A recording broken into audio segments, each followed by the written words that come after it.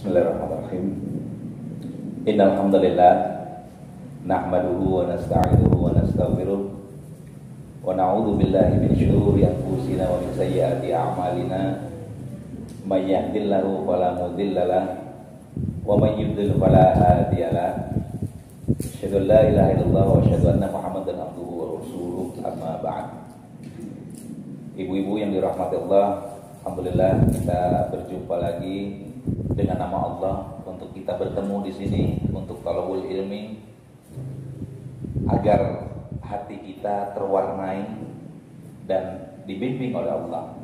Nah, kalau kita cari ikan di sungai bisa pakai serok, bisa pakai jala, bisa pakai irik yang saya bilang tadi. Itu suka terbawa yang selain ikan tuh. Ya kan? Sama tuh. Ada kotoran-kotorannya, ada sampah-sampah yang gak perlu plastik lah, bungkus permen lah. Apalagi maaf ya, masyarakat muslim kita itu masih kurang menyadari tentang kesehatan sungai. Sungai kadang-kadang dijadikan kayak tempat sampah umum. Padahal sungai itu tempat sendinya kehidupan, tempat pusat kehidupan di situ. Di situ ada mineral-mineral, ada bahan-bahan yang dibutuhkan oleh kehidupan. Yang sungainya sehat, itu biasanya lingkungannya sehat. Jadi sekarang kurang tepat kalau ibu maaf buang plastik ke sana, ke sungai, buang bekas Indomie ke sungai, bangkai tikus ke sungai, jangan. Ya, sungai itu bukan tempat sampah. Nah, kalau kita lihat di Jepang atau di Bali itu udah bagus tuh, padahal masyarakatnya bukan muslim ya. Sungai itu betul-betul sehat, pusat kegiatan, pusat rekreasi. Demikian pun dalam urusan agama, Bu. Banyak kotoran-kotoran agama. Dari Rasulullah sampai hari ini itu 1433 tahun. Maka banyak yang sudah menambah-nambahi agama ini. Ternyata setelah kita periksa hadis-hadis yang bagus-bagus tadi, ternyata hadis dhaif yang tidak bersumber dari Nabi. Oleh karenanya saumnya mah tidak terlarang, tapi jangan khusus saum Rajab karena nanti pengen dapat pahala sampai sekian tahun dihapus dosanya. Sudah saum seperti biasa aja. Adapun kita juga tahu bahwa bulan Rajab itu bulan istimewa. Iya, karena termasuk 4 bulan haram.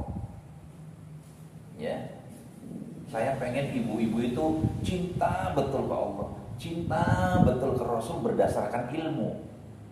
Ibu betul-betul akan menomorsatukan Allah dan menomorsatukan Rasul di atas segala-galanya, bahkan di atas kepentingan diri ibu sendiri. Orang yang mencintai sesuatu, maka dia akan terus ingat dengan yang dicintainya itu. Demikian pun ketika ibu sudah cinta sangat kepada Al-Quran dan kepada sunnah Nabi, kepada Nabi kita, maka ibu akan selalu ingat. Ibu langsung ingat Allah. Nah, Allah boleh gak? Dia mengizinkan gak? Rasul mengizinkan gak? Selalu ibu begitu. Setiap tindakan ibu parameternya adalah Al-Quran dan apa? As-Sunnah. Itu orang yang mencintai dan menyukai sesuatu, hatinya pasti akan terpenjara. Setuju gak? Dulu waktu mau sama bapak, kan ibu perasaannya di penjara tuh. Enggak juga. Kalau enggak juga gak mungkin ibu sampai beranak pinak. Itu karena ibu memenjarakan diri gitu. Udah, biar dibilangin. Orang yang susah diomongin, yang susah dinasehati adalah salah satunya orang yang sama jatuh cinta. Bayangkan ibu oleh makhluk saja yang sekarang jadi pasangan kita, kita sudah terpenjara. Apatah lagi sama Allah dan Rasulnya yang menciptakan kita, Allah itu. Sesungguhnya kata Rasulullah, orang-orang yang beriman itu kehidupannya seperti berada dalam penjara, gak bebas, Bu, tapi dalam kenikmatan yang luar biasa.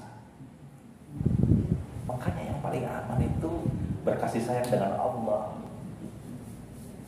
Paling 4 bulan haram itu adalah Muharram, Rajab, Dzulqa'dah, Dzulhijjah. Nah, sekarang kita di bulan Rajab, termasuk bulan haram, bulan yang dimuliakan, maksudnya haram itu hal-hal berperang biasanya dikaitkan dengan peperangan, ya seperti itu. Maka ketika kemarin kita masuk bulan Rajab, banyak beredar di WA grup itu doa yang diajarkan, ayo jangan lupa ya nanti bulan Rajab, untuk menyambut bulan Rajab kita berdoa Allahumma barik lana, terus fi Rajaba wa Sya'bana Ramadhana.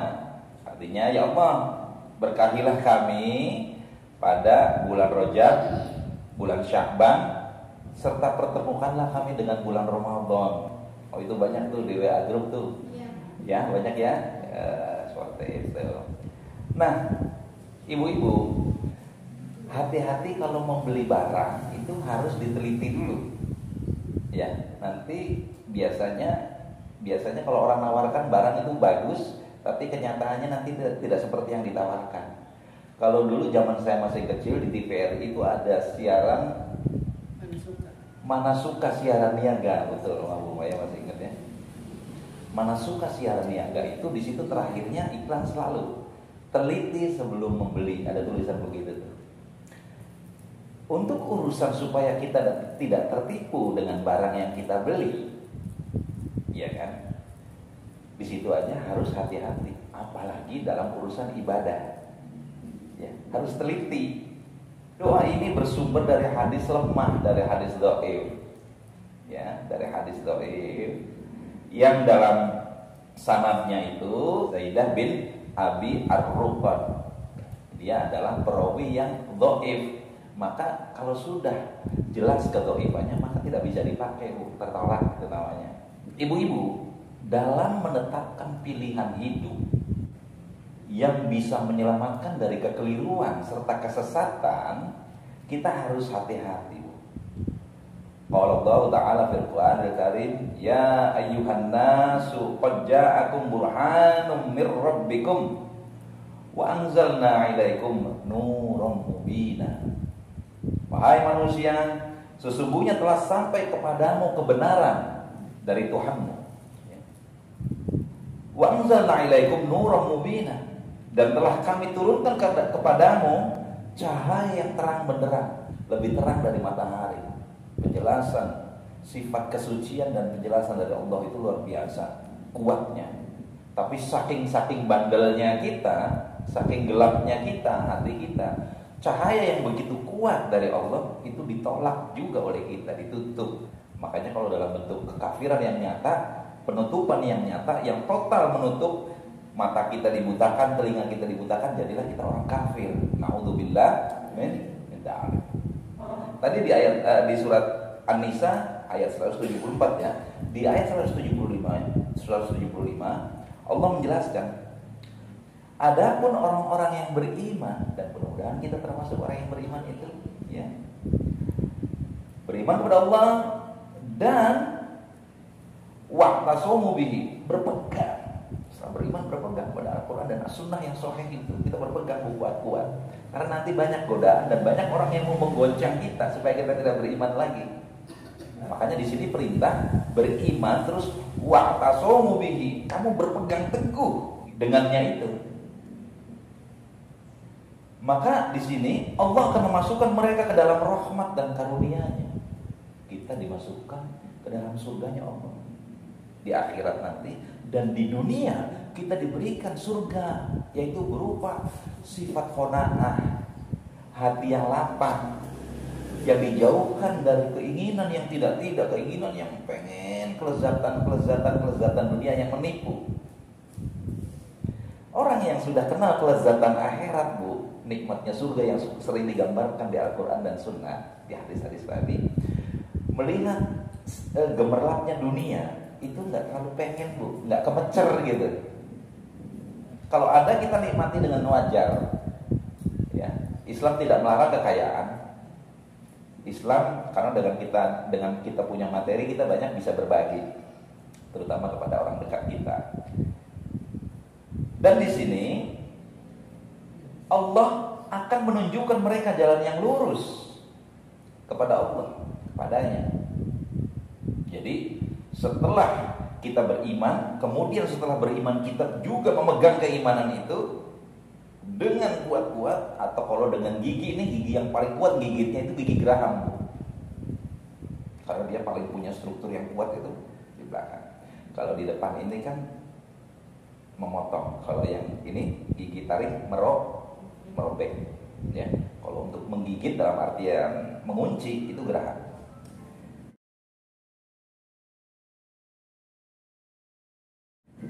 Nah, ibu-ibu yang berbahagia, karena itulah kita harus berhati-hati dan memperhatikan tentang bagaimana hadis yang berseliweran tentang bulan Rajab itu. Ya, satu hadis saja disampaikan begini: Rajabun syahrullah wa sya'ban syahri wa ramadhanu syahru ummati. Di sini artinya Rasulullah SAW bersabda, Rajab itu bulannya Allah, Sya'ban itu bulanku, kata Rasul ya. Wa Ramadhan syahru ummati, dan Ramadan itu bulan umatku. Ya. Hadis ini menurut para ahli hadis derajatnya dhaif sekali. Jadi diriwayatkan oleh Abu Al-Fat Ibnu Abu Al-Firdaus dalam kitab amalinya dari Hasan Al-Bisri secara mursal. Kalau hadis secara mursal itu tidak bersambung, tidak tanpa disebutkan nama sahabat atau nyampe ke Rasul, nggak disebutkan. Jadi hadis ini termasuk hadis yang lemah. Nah, ibu-ibu, ada hadis lagi yang menerangkan bahwa saum di hari pertama bulan Rajab itu adalah keutamaan. Bahkan dikatakan saum itu dapat menghapus dosa, katanya Bu, selama 3 tahun gitu ya. Saumu awwali yaumin min Rajabin kafaratu salati sinin watsani kafaratu sintaini watsalitsu kafaratu sanatin thumma kulli yaumin syahron ya. Dari Ibnu Abbas, saum hari pertama bulan Rajab itu merupakan kifarat. Kifarat itu penghapus dosa. Jadi saum hari pertama bulan Rajab itu merupakan penghapus dosa selama 3 tahun. Ini hadisnya. Ini yang bicara Rasul katanya. Ya. Dan saum hari kedua kafaratnya itu 2 tahun. Kalau hari kedua itu berarti 2 tahun. Kemudian saum di hari ketiga kifaratnya 1 tahun. Seperti itu. Kalau di hari pertama Rajab tadi 3 tahun, hari kedua 2 tahun, hari ketiga 1 tahun, makin kecil gitu ya. Kemudian setiap hari untuk kifarat itu 1 bulan, insyaallah. Nah, lagi-lagi setelah kita teliti, sebagaimana tadi ibu-ibu belanja barang ya, teliti sebelum membeli. Mana suka siaran niaga TVRI dulu tuh, teliti sebelum membeli. Di sini juga sama. Ternyata setelah kita teliti hadis yang tadi Bu, saum pertama di bulan Rajab itu ternyata bisa mengkafarat, bisa menghapus dosa kita selama 3 tahun. Hadisnya sangat dhaif. Lagi-lagi dhaif ya. Sanadnya itu jatuh sama sekali, nggak bisa ditolong. Nah, ada hadis lagi yang bunyinya begini: Rajab itu bulan yang agung, padanya Allah melipat gandakan kebaikan-kebaikan. Maka siapa yang saum 1 hari pada bulan Rajab, tak ubahnya saum 1 tahun. Siapa yang saum 7 hari, tertutup baginya pintu-pintu neraka. Siapa yang saum 8 hari, dibuka untuknya 8 pintu surga. Siapa yang saum 10 hari, maka ia setiap memohon apapun kepada Allah pasti diberikan. Siapa saum 15 hari, maka akan menyeru penyeru dari langit, sungguh telah diampuni segala apa yang sudah lalu. Maka sempurnalah amal itu. Dan siapa yang menambah saum bulan Rajab, pastilah Allah akan menambahnya. Terus ada lagi dari Abu Sa'id, dari Nabi SAW telah bersabda, Rajab itu termasuk bulan-bulan haram, dan hari-harinya pun termaktub di pintu-pintu langit yang ke-6. Maka apabila seseorang saum dan membekali saumnya dengan takwa kepada Allah, maka pintu dan hari itu akan berbicara. Pintunya berbicara begini katanya.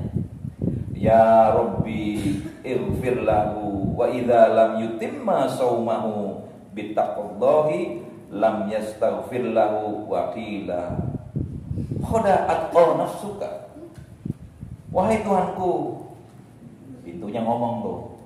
Wahai Tuhanku, ampunilah ia. Tetapi apabila saumnya tidak dibekali dengan ketakwaan kepada Allah, maka Allah tidak akan mengampuninya. Nah, tentang dua hadis tadi dikatakan di sini, Ibnu Rajab, seorang imam ilmu hadis, mengatakan sesuatu pun tidak sahih tentang keutamaan saum Rajab.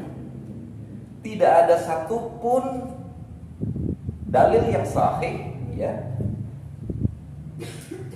yang menerangkan tentang keutamaan saum Rajab, baik secara khusus, baik dari Nabi maupun dari para sahabatnya. Nah, sekarang imam hadis lagi, Ibnu Hajar Al-Asqalani mengatakan bahwa hadis-hadis tentang keutamaan bulan Rajab dikategorikan hadisnya batil. Hadisnya apa, Bu? Ya, seperti itu. Nah, kalau Imam Al-Manawi mengatakan dalam kitab As-Siratal Mustaqim, beliau mengatakan siapa saja yang mengatakan bahwa hadis tentang saum Rajab itu datangnya dari Nabi, itu adalah dusta belaka. Ya. Nah, sekarang bagaimana dong kalau kita mau saum Rajab? Ibu kan udah terbiasa saum Senin dan saum Kamis. Kalau saum sunat jangan lupa izin ke suami, ya. Harus ada izin, Bu. Jangan main saum-saum aja. Papa, Mama mau saum dulu hari ini, boleh enggak? Ya. Kalau kata Bapak, udahlah nanti lagi, sudah, jangan. Tapi niat saumnya udah dapat pahala. Dapat pahala, itu enaknya cewek, enaknya perempuan begitu. Ya.